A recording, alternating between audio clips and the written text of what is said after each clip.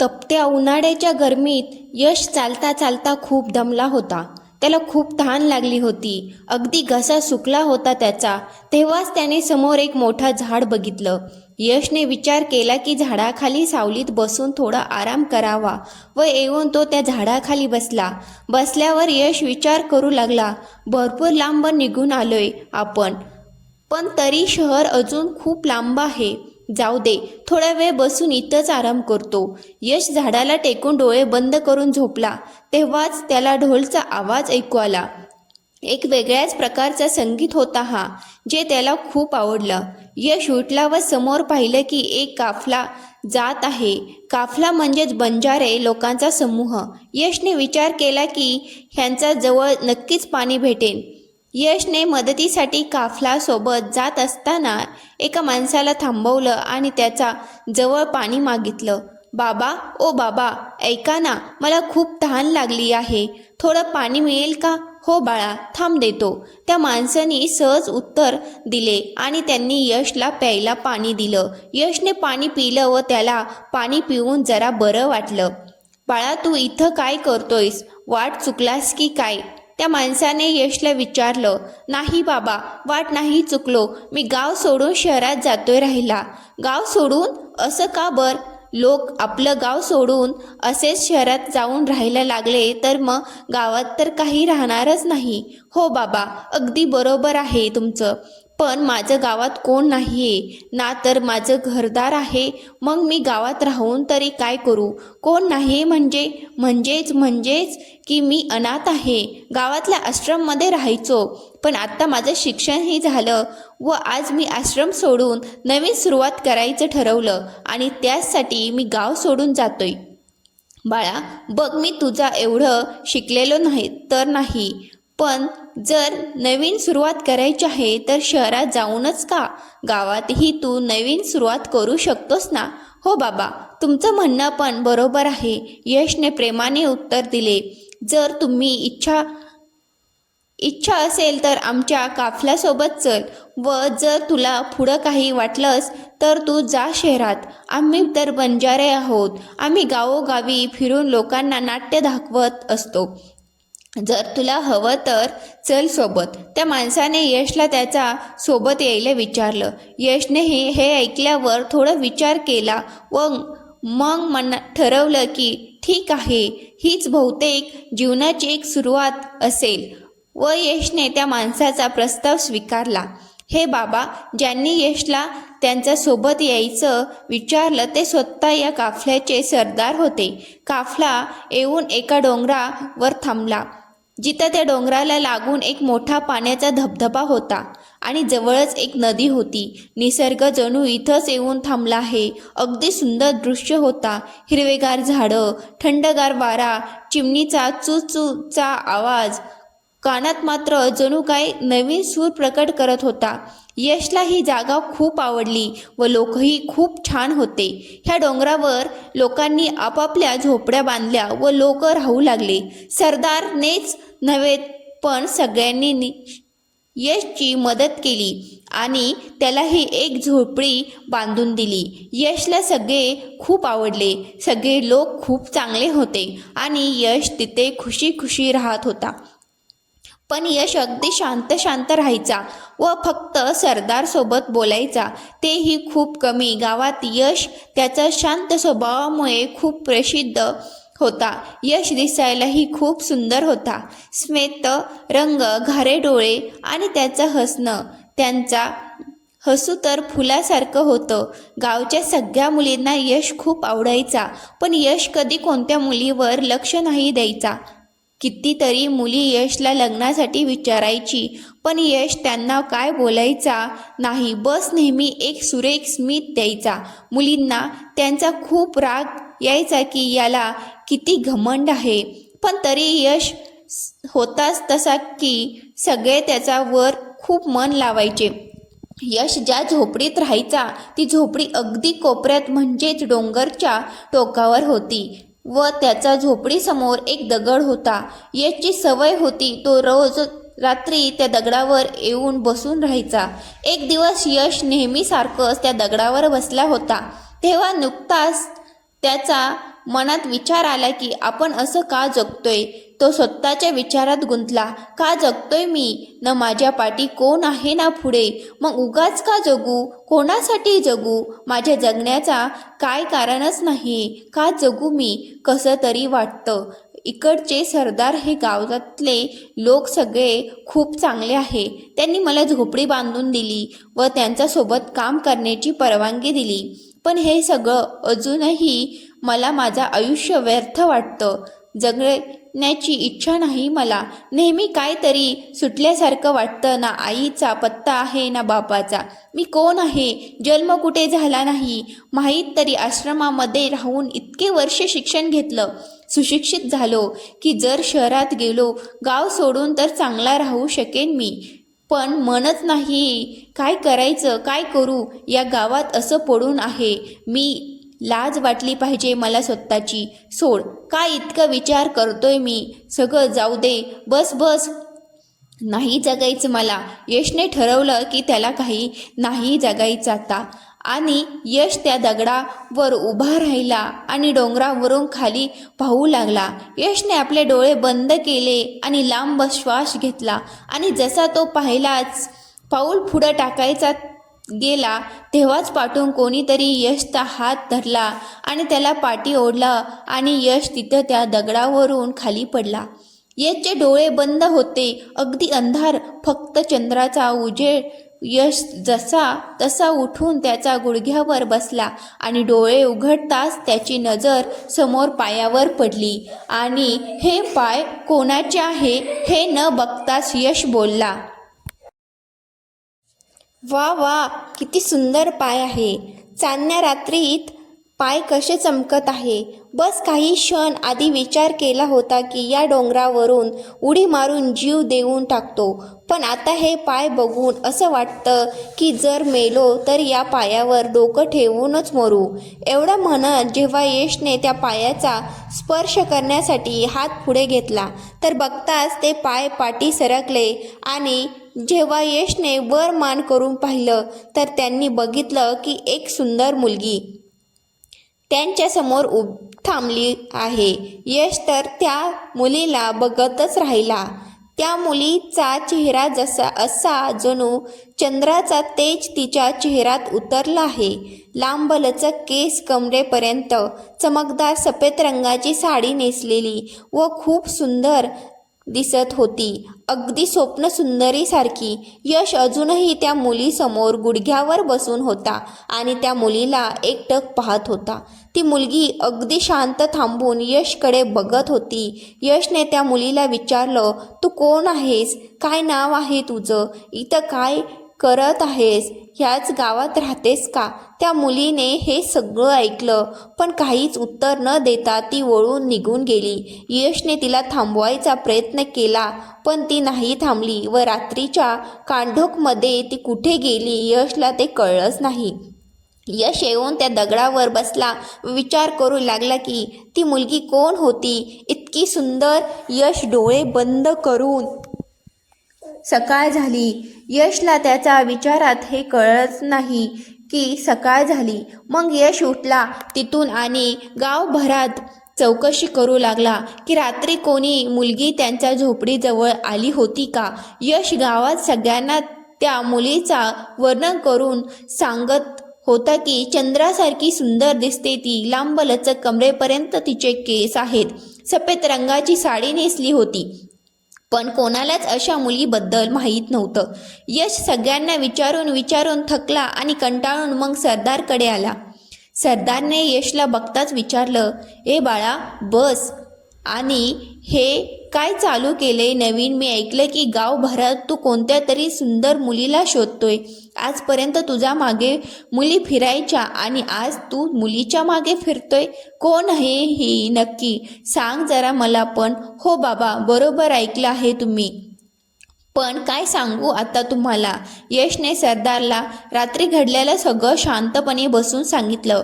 सगळं ऐकल्यावर सरदारने थोडा वेळ घेतला आणि मग यशला बोलले, बाळा बघ, आपण जंगलात राहतो आणि मला माहीत नाही की तू भूत किंवा आत्मा अशा गोष्टीवर विश्वास ठेवतो की नाही. पण अशा जाग्यावर अशा जंगलात भूत वगैरे हे फक्त बोलण्यासाठी नव्हे, खरंच असतात. अशा डोंगरावर कितीतरी लोक अशी असतील ज्यांनी आपला जीव इथं गमावला असेल. म्हणून तू त्या पोरीचा नाच सोड आणि विचार करू नकोस आणि घाबरू पण नकोस. हवं तर आजची रात्र तू इथं थांब माझ्या घरात. यश हे ऐकून विचारात पडला, पण त्याला हे पटत नव्हतं की ती मुलगी भूत असेल. यश सरदारला बोलला नाही, बाबा मी येतो, मी नाही घाबरलं, चला येतो मी. एवढं म्हणत यश झटकन तिथून निघून आला. यश घरी आला. त्याला सारखं त्या मुलीचं ते सुंदर पाय आणि तिचं रुपेरी चेहरा दिसत होता. विचार करत यश झोपला. आज काय माहीत, पण त्याला झोप लागली. रात्र जागणारा यश आज निवांत होऊन झोपी गेला. अचानक मध्यरात्री यशची झोप मोड झाली. यश घराबाहेर येऊन दगडावर बसला. मस्त वातावरण होतं, थंडगार वारा आणि चांदणी रात्र. यश त्या मुलीला आठवत बोलला, जगण्याची ओढ तू जगण्याची आस, पायी तुझ्या मन माझं, तुझ्या हाती माझं श्वास. यश तर हा वाक्य पूर्ण होताच जेव्हा यशने समोर बघितलं तर लांब कुठून तरी एका काळोखातून श्वेत चांदणी जणू चालत येत आहे. ती मुलगी यशच्या समोर येऊन थांबली आणि यशला अत्यंत शांत नजरेने पाहू लागली. मला माहीत होतं की तू येशील, खात्री होती, मला विश्वास होता आणि माझा विश्वास खरा निघाला. यश त्या मुलीसमोर बघत आतुरतेने तो बोलला. ती मुलगी हे ऐकून ही शांत होती, काहीच बोलत नव्हती. अगदी शांत वातावरण होतं व यश ही अगदी शांत होऊन बस त्या मुलीला बघत होता आणि ती मुलगीही यशला बघत होती. काही क्षण असेच गेले व काही क्षणानंतर स्वतःची शांतता मोडत ती मुलगी बोलली, तू इथं रात्रीच्या वेळी रोज असा का बसून राहतो? तुला झोप नाही का येत? किती सुरेख आवाज आहे तुझा, असं वाटतं की कानात कोणीतरी सरगम छेडली आहे. मला तर वाटत होतं की तू बोलणारच नाही माझ्यासोबत, पण तुझा आवाज ऐकून आवडलं, खूप आवडलं. यश अगदीच प्रेमाने बोलला, जीवन जगण्यासाठी असतं हे जीवन जे तुला भेटला आहे त्याला तू खुश होऊन जगलं पाहिजे. असं काय आहे की तुला जगायचं नाही? ती मुलगी बोलली, हो बरोबर बोलतेस तू, पण काय करू, कोणासाठी जगू मी? माझ्याकडे जिवंत राहण्याचं काहीच कारण नाहीये. यश खाली मान टाकून एकदम शांत स्वरात उदास होऊन बोलला, स्वतःसाठी जग, स्वतः आपलं आयुष्य घडव. हे कारण कमी आहे का जगण्याचं? स्वतःसाठी नको पण तुझ्यासाठी जगणार हेच कारण बस आहे. त्या मुलीला बघत यश अगदी प्रेमाने बोलला. यशचे हे असे प्रेमळ शब्द ऐकून ती मुलगी जरा हसली व यशकडे प्रेमाने बघत बोलली, खूप प्रश्न असतील ना तुझ्या मनात की मी कोण आहे, इथं कशी एवढ्या मध्यरात्री? हो आहेस ना, मनात भरपूर प्रश्न आहेत, पण या क्षणी मला काहीच विचारायचं नाहीये. असं वाटतं की या क्षण इथंच थांबून जावं, मी तुला असाच बघत राहू, तुझ्या रूपाची तारीफ करत बसू. असं आहे का? माझं रूप एवढं आवडलं तुला? हो खूप. तुला माहीत आहे, काल जेव्हा मी खाली पडलो बघ, डोळे बघताच मी पाहिलं की समोर अत्यंत सुंदर पाय, जणू मी माझ्या देवाच्या चरणात येऊन पडलो. तुझे हे सुंदर पाय बघून मला मनात असं वाटलं की या पायावर माझं जीवन आहे, यावरच माझं मरण. हे ऐकताच त्या मुलीने यशला बोलताना अडवलं आणि बोलली, नाही, मी तुला मरू नाही देणार, मी आहे ना, मी असताना असं कसं तुझा जीव जाऊ देणार? तुला नाही मरू देणार मी. असा विचारही करू नको कधी. यश हे ऐकून शांत झाला. ती मुलगी येऊन यशच्या बाजूला त्या दगडावर बसली आणि यशला एकदम शांत स्वरात बोलली, बघ ही चांदणी रात्र, हे चांदणे हे आपल्यासाठीच आहे. आज हा चंद्र बघ किती सुंदर आहे, हे आपल्यासाठीच आहे. हा थंडगार वारा, हा शांत वातावरणात किती मस्त आहे, हे आपल्यासाठीच आहे. यश हे सगळं ऐकून खूप खुश झाला आणि तिला बोलला, हो हे आपल्यासाठीच आहे. ती मुलगी त्या दगडावरून उठली आणि यशला बघत अगदी शांत स्वरात प्रेमाने त्याच्या जवळ हात देत बोलली, चल माझा हात पकड, मी तुला आपल्या सुंदर स्वप्नवनात घेऊन जाते. यशने काही विचार न करता त्या मुलीच्या चेहऱ्यासमोर बघत हळूच तिचा हात धरला आणि तिच्या मागे मागे चालू लागला. चालत चालत ते दोघं थेट वनात आले. इथं एका बाजूला पाण्याचा मोठा धबधबा तर दुसऱ्या बाजूला हिरवंगार रान. नदीच्या किनाऱ्याला लागून सुंदर सुंदर फुलं. यशला असं वाटत होतं की स्वर्गात आलोय आपण. त्या मुलीने यशला विचारलं, हे बघ आपलं स्वप्नवन, कसं वाटलं तुला? खूप सुंदर आहे आपलं हा स्वप्नवन, मला खूप आवडलं, खूप सुंदर आहे. तुला वर्क सांगू का? ती मुलगी, हो बोल ना.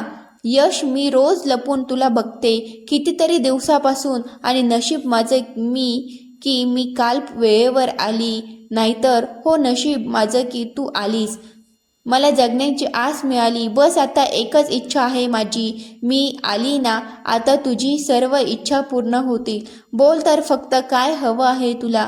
काही नाही, बस आता मला तू भेटलीस, जग भेटलं. आता बस मी जर मेलो तर हरकत नाही, माझी एकच इच्छा आहे, जर काय मी कधी मेलो तर तुझ्या पायावर डोकं ठेवूनच मरू. ती मुलगी हे ऐकून अगदी रागात बोलली, परत कधी मरण्याचा बोलू नकोस. माझा जीव आहेस तू, मी जीव देईन पण तुला काय होऊ देणार नाही. एवढं बोलताच ती मुलगी शांत झाली. यशही शांत उभा होता. तेव्हाच त्या मुलीने यश जवळ बघितलं आणि शांत स्वरात अगदी प्रेमाने बोलली, बस तू बोलतोस ना, माझ्या पायी तुझा मन आहे, तसंच तुझ्या मिठीत माझं जग आहे. हे बोलून त्या मुलीने आपले 2 हात लांब करून यशला मिठीत घेण्याचा इशारा केला. यश हळूच त्या मुलीला मिठीत शिरेल तितक्याच ती मुलगी मागे सरकली आणि जाऊ लागली. यशने तिचा हात धरला आणि तिला थांबवत बोलला, कुठे जाते तू? थांब, मला सोडून जाशील? हो, पहाट होणार आहे, मला जावं लागणार. जाऊ दे मला. नाही, मी तुला नाही जाऊ देणार. जर आज नाही जाऊ दिलं तर उद्या मी काशी भेटेन माझ्या राजाला. पण मी तुला तोवर कुठे शोधू? मला कुठे शोधायची गरज नाहीये, मी तर तुझ्या जवळच आहे नेहमी, तुझ्या हृदयात, तुझ्या मिठीत तुझी सावली. हे ऐकताच यशने सावलीचा हात सोडला आणि ती तिथून निघून गेली. यश तिचा पाठलाग करू लागला, नेमकं ती कुठे जाते ते बघायला. पण नेमकं यश त्यांच्या झोपडीच्या इथं येऊन थांबला व सावली त्याला कुठेच दिसली नाही. यश विचारात पडला की सावली गेली कुठे? यशला कळेना की काय करावं. उद्ध्वस्त होऊन यश दगडावर येऊन बसला. काही वेळ नंतर यश उठला आणि गावाकडं आला. यशने ठरवलं की आज तर नक्कीच हे माहीत करून राहणार की नेमकं सावली कोण आहे. यशला ते तर खात्री झाली की सावली भूत किंवा आत्मा नाहीये. यश ठरवल्याप्रमाणे गावात प्रत्येक घरात सावलीला शोधू लागला. यश गावात सगळ्या मुलींना नीट बघत होता व ज्या मुली यशकडून चेहरा लपवत होते, यश त्यांचे पाय बघून ठरवायचा की ही सावली आहे की नाही. असं करत सकाळची संध्याकाळ झाली व निशांत चौकशी करून दमला. यश कंटाळून सरदारच्या घरी पोचला. सरदारने यश लांबून येतानाच ओळखले व जसा तो आला तसंच त्याला विचारलं, आज परत चौकशी करत होता? हो बाबा, आज पण त्याच मुलीला शोधत होतो. बर, आधी जरा पाणी द्या, तहान लागली आहे खूप. बर थांब, हे बाळा एक जरा, यश आलंय, पाणी दे त्याला. यशला पाणी आणून दिलं. यश पाणी पिऊन शांत बसला. थोडा वेळ पाणी पिल्यानंतर यशच्या चेहऱ्यावर एक स्मित हास्य आलं, जणू जसं त्यांनी त्याचा आभार जिंकलं. यशला असा गालातल्या गालात हसताना बघून सरदारने विचारलं, अरे काय झालं तुला? बोल, काय झालं? असं अचानक हसायला लागलास? काय नाही बाबा, बस तुम्ही विचारत होते ना त्या मुलीबद्दल. हो बोल की काय झालं? बाबा, त्या मुलीचं की ती काय भूत किंवा आत्मा नाहीये, माझी स्वप्न सुंदर आहे. म्हणजे तुला ती मुलगी भेटली? हो बाबा, मला माझी स्वप्न सुंदरी भेटली. कोण आहे मग ही मुलगी? आपल्याच गावात राहते की? हो, आपल्याच गावात राहते. मग कोण आहे ती? सांग मला, सांगायचं काय बाबा, तिला घेऊन येईन मी इथे तुम्हाला भेटवायला. बर, असं होय, तरी एकदा सांग तर आहे, कोण तुझी स्वप्नसुंदरी? यश शांत होऊन सरदारकडे पाहू लागला आणि मग झटकन बोलला, बाबा मी निघतो, पण उद्या येईन मी आणि मग तुम्हाला सगळं सांगतो. पण आता मी निघतो. सरदार यशला हाक मारू लागले. अरे बाळा थांब. पण यश थांबला नाही आणि तिथून निघून गेला. यश खूप खुश होता. नुसतं सावलीचा विचारात हसत होता. घरी आल्यावर आरशासमोर उभा राहून स्वतःसोबत बोलू लागला, बघ शोधून काढलं ना तुला, माझी सावली, फक्त माझी. आणि शांत होऊन आरशात पाहू लागला. बघत बघत यशला आरशात सावली दिसू लागली आणि तिला बघताच यश बोलला, पाहता तुला एक क्षणी मन वेळे गुंतले, वाट सुचेना मनाला, जाऊ आता मी कुठे, सोडून तुला एक क्षण जगता येईना मला, सात मिले तुझा बश हेच मनाला कळे. यश हे बोलता सावलीकडे पाहू लागला आणि एक क्षण डोळे बंद केले व नंतर डोळे उघडताच यशने पाहिलं की आरशात कोण नाहीये ना कोण त्याचा आजूबाजूला आहे. यश हसत हसत बोलला, बघ कसा वेडा झालोय मी, जिथं तिथं बस तुझं दिसते, सारखे तुझेच भास होत असतात मला. यश आता बस रात्र होण्याची वाट पाहत होता.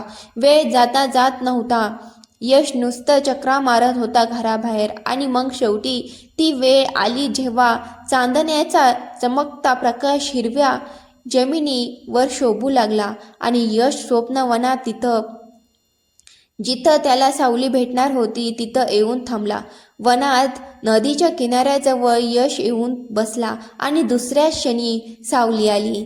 सावलीला बघताच यश उभा राहिला आणि सावली बोलली, बघ आली ना मी, नाही कुठे गेलीस नाहीस तू, दिवसभर जवळच होतीस, जेव्हा वाटलं डोळे बंद करून तुला मन भरून पाहिलं मी. यश, अच्छा हो मग काय. यशने सावलीचा हात पकडला आणि तिला खाली बसवलं आणि स्वतःही तिच्यासमोर बसला. अगदी शांत वातावरण आणि सुंदर दृश्य होता. यशने आणि सावली एकामेकांमध्ये गुंतून गेले.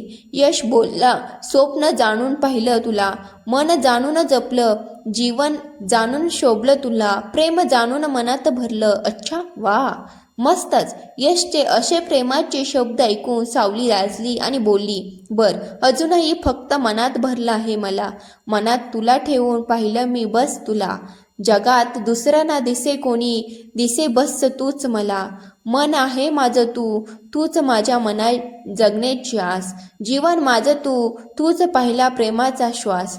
हे ऐकून यश अगदी प्रेमाने सावली समोर पाहू लागला व बोलला, पहिला प्रेमाचा श्वास, थांब, स्वप्नात दिसे जशी प्रत्यक्षात आण, किती आहे प्रेम तुझ्यावर हे न बोलता जाण. अच्छा असं आहे का, नुसतं स्वप्न आहे का मी, सावली थोडं चिडून बोलली, स्वप्न नाही आहे हे, जरा प्रत्यक्षात बघ, समोर उभी आहे मी, मन भरून प्रेम कर, हृदयाला हृदय असं जोड की जीव एक होऊ दे, तुझ्या मिठीत मला असं भर की श्वासही एक होऊ दे. यश हे ऐकून प्रेमाने भरला. शांत होऊन सावलीकडे प्रेमाने पाहू लागला. यशकडे सावलीच्या उत्तरासाठी शब्दच नव्हते. मंडळी, कथा आवडली असल्यास मराठी कथासंग्रह या चॅनेलला सबस्क्राईब करा. कथा वाचल्याबद्दल ऐकल्याबद्दल मनापासून धन्यवाद. पुढील भाग बघण्यासाठी कमेंट बॉक्समध्ये एस असे टाईप करा. धन्यवाद.